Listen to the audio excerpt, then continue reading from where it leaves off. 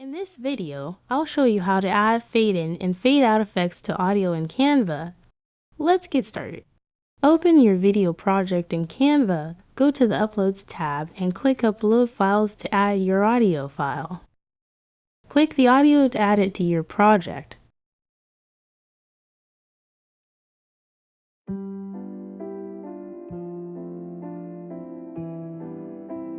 Right-click the audio track on the timeline. From the menu, select the Fade option. Alternatively, click the three dots in the top right corner of the audio track or go to the Toolbar's Fade section.